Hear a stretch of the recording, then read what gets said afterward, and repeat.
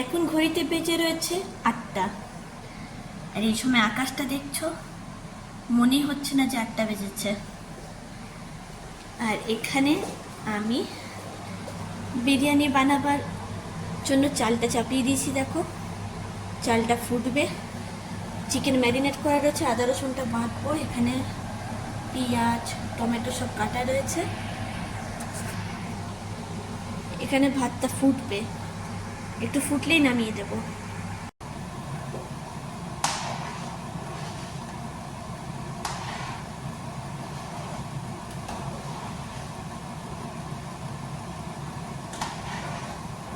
ব্লগটা এখন থেকে স্টার্ট করলাম, দেখতে থাকো, সাথে দেখো আর পাশে থেকো। তো এখন 8টা বাজে আর এখন বিরিয়ানিটা করব। সব উপকরণ রেডি হয়ে গেছে, জাস্ট এখন বিরিয়ানিটা আমি ভাতটা বসিয়ে দিয়েছি। ভাতটা হয়ে গেলেই চিকেনটা করব, আর চিকেনটা রান্না হয়ে গেলে তারপরে দমে বসাবো। তো দম বিরিয়ানি করবো কলকাতা স্টাইল।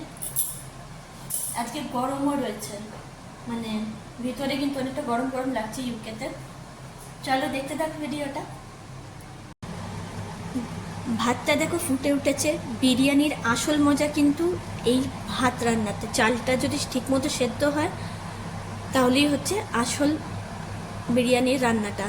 নাহলে কিন্তু চাল যদি বেশি সেদ্ধ হয়ে যায় তখনও ভালো লাগবে না, আবার বেশি কাঁচা থেকে গেলে তখনও ভালো লাগবে না। তো খুব সুন্দর গন্ধ বেরিয়েছে, দারুণ গন্ধটা, স্মেলটা দারুণ। তো হয়েই এসছে প্রায় 80%, আর একটু হয়ে গেলেই নামিয়ে দেবো। তো বিরিয়ানি খাওয়াটা আমাদের কাছে, আমাদের দেশের লোকের কাছে খুব বড় ব্যাপার না, কারণ আকসারই খেয়ে থাকি। কিন্তু ইউকের মাটিতে বসে বিরিয়ানি খাওয়ার স্বাদটা দ্বিগুণ বেড়ে যায়, কারণ এখানে আমাদের দেশের মতো বিরিয়ানির যে টেক্সচার, বিরিয়ানির যে স্বাদ, সেটা পাওয়া যায় না।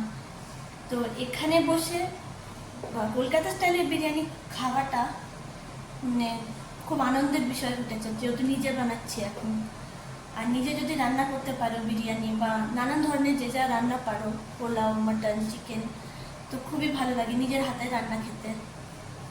তো বিরিয়ানির চাল রান্না আমার হয়ে গেছে, আর এখন এবার চিকেনটা বসাবো।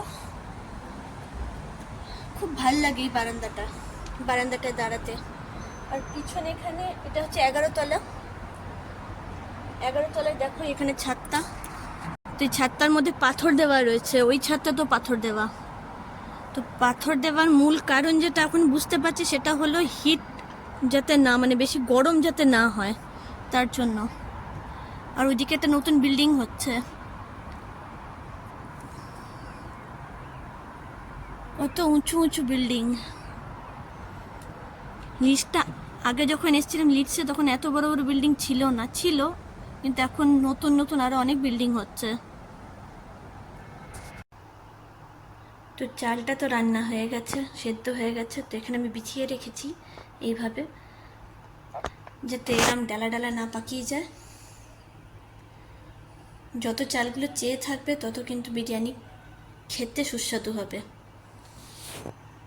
এবার আমি আদা রসুনটা বেটে নেব, তারপর চিকেনটা রান্না করব। চিকেনটা কষাবার পর তারপরে দমে বসাবো। তো চলো দেখতে থাকো ভিডিওটা। এখন তেলটা গরম করছি, আর এখন পেঁয়াজ, এই বেরেস্তাগুলো ভেজে নেব, পেঁয়াজের বেরেস্তা।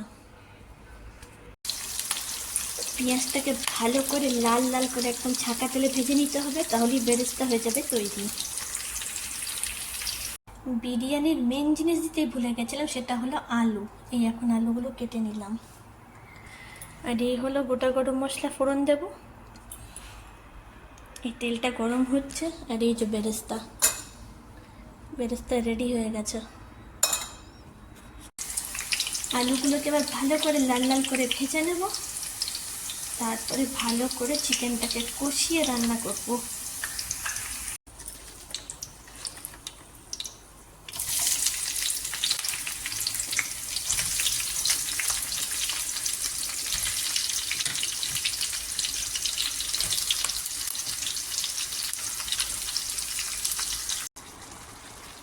চিকেনটা বসিয়ে দিয়েছি, চিকেনটা ভালো করে কষিয়ে নেব।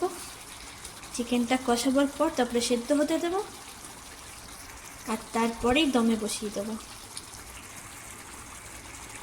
এখানে সেদ্ধ করতে বসিয়ে দিচ্ছি, মিনিমাম 40 থেকে 45 মিনিট লাগবে সেদ্ধ হতে। কলকাতাতে এখন ভীষণ গরম, প্রচণ্ড গরম। ফোন করেছিলাম বাড়িতে, তো বাবার কাছ থেকে শুনতে পেলাম যে প্রচণ্ড গরম, একদম তাপপ্রবাহ চলছে। আর ইউকেতে এই মুহূর্তে হচ্ছে একদম সুতিং আর কুলিং ওয়েদার, তো অনেক ভালো। ইন্ডিয়াতে থাকলে, কলকাতায় থাকলে মনে হয় না বিরিয়ানি খেতে পারতাম। এই গরমে পান্তা ভাত খেয়ে থাকতে হতো।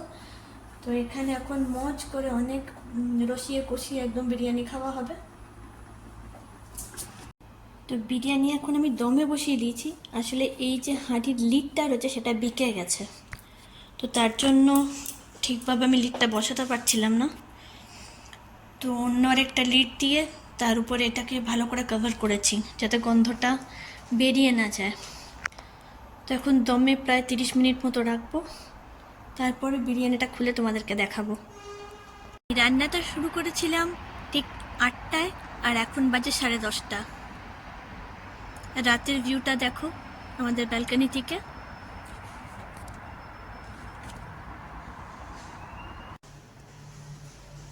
এই যে বানিয়ে ফেলেছি রায়তা, তো রেডি হয়ে গেছে। আর এদিকে দম দেওয়া হয়ে গেছে, 30 মিনিট কমপ্লিট। এরপর ওপেন করব। তো এই হলো বিরিয়ানির ফাইনাল লুক।